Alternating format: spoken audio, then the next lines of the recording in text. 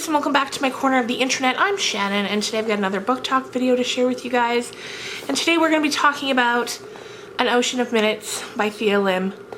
If you saw last week's book talk video, you would have seen that I mentioned that both that book and this book are books that were considered for the Giller Prize. Now the Giller Prize is Canada's top literary prize. The book we read last week was longlisted and this one was shortlisted. So the ceremony for the winner is actually on the 19th of November, so just a few days from now. In last week's video, I also mentioned that if An Ocean of Minutes isn't the winner, once Vlogmas is over, I'll pick up the winner and we will do that in a January book talk video. We did that last year with last year's winner, which was Bellevue Square, and that was a very interesting book. I honestly have no idea who's going to win this year. Normally, if Margaret Atwood has written a book, she wins, but she hasn't written a book this year, so that gives other people a chance. Margaret Atwood is a long-time favorite of mine ever since I was in high school, and I just love her. And I'm going to, I keep saying this, but I am going to do this. I'm going to do a dedicated video. It's probably going to be more like 2 or 3 videos spread out over time on Margaret Atwood and her books and what they mean to me. But honestly, it's such a daunting task because I love her so much that I haven't started that yet. But that's a project again for the new year. So let's talk about An Ocean of Minutes, shall we? This book begins in America in 1981, but it's not our 1981. It's not 1981 as we lived it, or in my case, was born in, because I was born in 1981, but it's slightly different.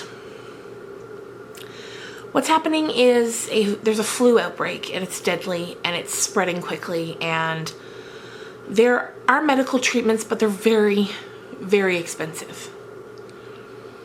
At the beginning of the story, we meet Frank and Polly. They're young lovers, you know, they're in their 20s. I'm thinking like probably mid-20s. I don't know if it ever says their exact age, but I'm thinking mid-20s. They've been together for a while now. They're crazy about each other. And then Frank catches the flu. They quickly learn of a program that's run by a company called Time Razor. And Time Razor has invented time travel. So as you can see, this is why it's not our 1981. Although aside from the time traveling, technology-wise, it seems pretty similar to how 1981 was. You know, there's no cell phones and tablets and laptops or anything like that, but just time travel has been invented. So what this company is doing is they need workers in the future. And what they're offering is that if someone you know, a loved one of yours, has contracted the flu, to pay for their medical treatments, you can volunteer to go into the future and work for the company under a bond. And while you're gone, they will cure your loved one. So without much hesitation, Polly volunteers to do this. She's told that she will be routed to 1993, and Frank and Polly make plans to meet in 1993. She'll still be the same age that she is now, but he will have aged 12 years. And, you know, at first Polly's like thinking to herself, she's like, that's gonna be kind of weird, but, you know, for a man, 12 extra years, like, he'll still be able to have children, we can still get married and have a life for, you know, that kind of thing. Time isn't such a press to men the way it is to women. So they decide that they're going to meet at a landmark that they both know and that's important to them. And Polly goes. So in what feels like a blink of an eye to her, she wakes up and she's there. But the problem is, during her travel, she got rerouted. They didn't need her in 1993 anymore. They needed her in 1998. So she wakes up and it's 1998. And understandably, she's in a bit of a panic. She's, you know, 6 years later than she was supposed to be. 6? 5. She's 5 years later than she was supposed to be. But she knows in her heart of hearts that Frank would have somehow found out that she got rerouted. And he would be coming for her, even though she was late. So she gets put to work. Because of her skills, she's put in a higher category than someone who didn't really have any skills. So what she worked as back in 1981 was she was a furniture restoration specialist, kind of. She would restore old furniture, and in the future that's something that they value, and so she's put in sort of a higher class of people within this company. So she gets like her own room and just better treatment, whereas the people with fewer skills, you know, they're like 4 to a room, and it's very class. There's very, you know, as with anywhere, there's a very class-based system. So she's missing Frank. She's missing her aunt, Donna, was someone else that we knew about that was important in her life because her parents, I think, had passed away. And so it was really just her and her aunt. I think they had passed away, her parents.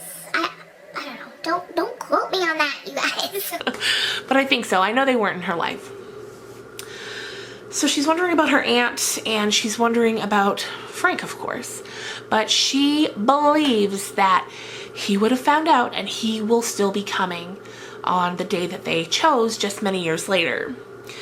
So I think it was September 5th they chose to meet in 1993. So she's like, well, now we'll just meet there in 1998. As she starts talking to people and getting to know more about her surroundings, because one thing that she notices when she goes outside is that the America she left doesn't look anything like this America. And she learns that through these many years that she's been gone, a lot has changed. America has split into 2 countries. One has called itself United States, and the other has kept the name America, and it's kind of north and south. And she begins to put together the pieces, and she knows that she is now in a different country than where she left. So Frank and Donna would still be in the other country, and one thing that is very difficult to do is travel between the 2 countries because of the split. You know, they've made it really difficult for that to happen. And she's working for this company now under a bond. So the way it works is every day, the hours that she puts in, the money that she earns goes into like an account kind of. And anywhere on the property, like if she goes to the store or if she wants to make a phone call or when she's paying rent, it's just deducted from this account. Like there's no cash. So she couldn't even really leave because nowhere else in the country accepts this form of payment, just the Time Razor Corporation, which is another way to sort of make sure that nobody tries to run away. As time passes, she makes attempts to track down Frank and Donna. Frank specifically, of course, that's who she's desperate to find. So based on her bond, she's going to be working with him. I think it's for 36 months or 30 plus months. And so, you know, she's there for a while. And so she finds out through some other people that work there ways that you can try to contact loved ones from the past. And so you can give the company a name and they can run a check on him and see if he can be located. And she does that, and she gets a no that he's not in their system. And it kind of seems like that check system is a scam because it costs a lot of money that they take from your account, and it seems like a lot of people are getting no's for their answer. So one day when it's close to the time when it is time for her to go and meet Frank at the place where she was supposed to meet him, she tries to go, but she gets caught by guards and she's told that she's not allowed to leave the property. And she's kind of like, what? And they're like, no, you live here, you cannot leave. And she's trying to explain to them, but it's not a thing, it's not working. So one of the men that she works with, one man that she's kind of built some trust in, she thinks he's a good man and they work well together. She asks him to go in her place, and she sort of gives a description of what Frank would look like. He tells her that he will if she helps him. He tells her that there's something that belongs to him that has ended up in one of the offices, and it's in an envelope and he needs her to go and get it. And she's like, what is it? And he's like, don't worry about it. Like, it's mine. It just ended up there accidentally, and I just can't go get it myself. So she's like, okay, knowing full well that maybe if she does it, he'll back out of his side of the bargain. But she's like, no, I'll do it. And that's a bit of a situation because there's people in the boardroom and she's pretending she's a cleaning lady. Anyway, she gets the envelope, she brings it to him, and he opens it up, and it's actually an old yearbook of Elvis Presley's. And she's like, well, how do you have that? Like, that would be worth a lot of money in this sort of future. And he's like, don't you worry about it. He's like, a friend gave it to me. It's mine, whatever. Anyway, that ends up coming back to bite her. Not in the moment, because he does end up going and looking for Frank, but he does not find him. But later, it's found out that that book was stolen. And when the man is getting pressed for info, he says that she stole it. And for a second, we're kind of like, what in God's name is going to happen to her? But nothing too bad. Like, I thought she would go to prison or something, but it didn't end up like that. She just got downgraded from the higher sort of class that she was in down to the lower class. So she ends up having to switch jobs to a more menial task, and she's put in a room with a bunch of women, which, I mean, that's not that bad of a downgrade. Considering, all things considered of what could have happened. Here she starts, she makes a friendship with another man. He's, again, he seems like a nice enough man. At this point, she's kind of like, who can you even trust? But you don't really have an option because this is your life now. So she makes a bit of a friendship with him, and he lives off campus. He lives off-site, and in doing some research himself, he's able to find Frank's address, or at the very least, the last known address for Frank. So she's pretty excited about that. She goes to write him a letter, but the guy kind of warns her. He says, there's no guarantee that he's going to get this letter. The postal system's kind of just fried at this point. She's like, well, I'm going to try anyway. So that guy's name is Norberto. So as the friendship grows, he sort of comes up with an idea. He says, we should get married. He's like, hear me out. You could come and live in my house, which is better than living on the property here. You look a lot like my ex-girlfriend, so I think that we could even show pictures of her and they would think it's you. So that we could get them to believe that this is a real relationship.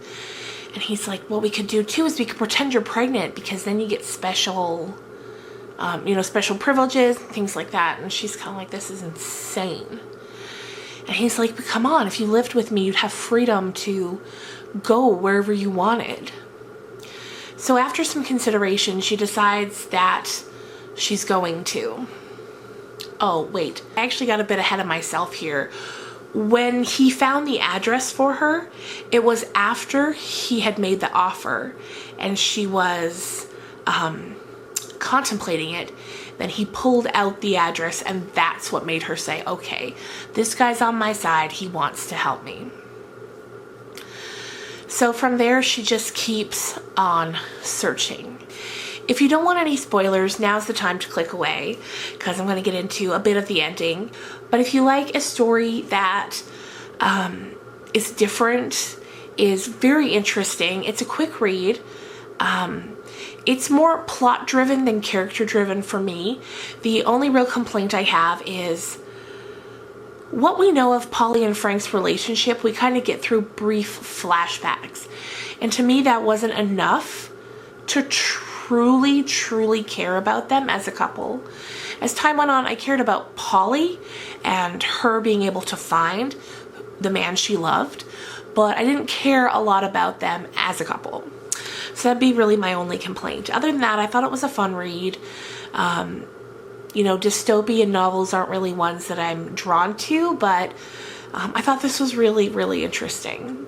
I thought it was a very smart idea and it was executed well. So if you don't want the spoilers, now's the time to click away, and let's get on with the rest of it. what happens from there is they get married, and it's going pretty well. She's still searching for Frank. She hasn't found him yet, but she's searching for him. One night, Norberto comes home, and he's been gone for like 24 hours. She hasn't seen him. She hasn't known where he was, and she was really worried. And she thought, oh my God, they found out that this is sort of a fake marriage, and they've taken him now. They probably killed him. So when he finally shows up, she's kind of like, where in God's name have you been?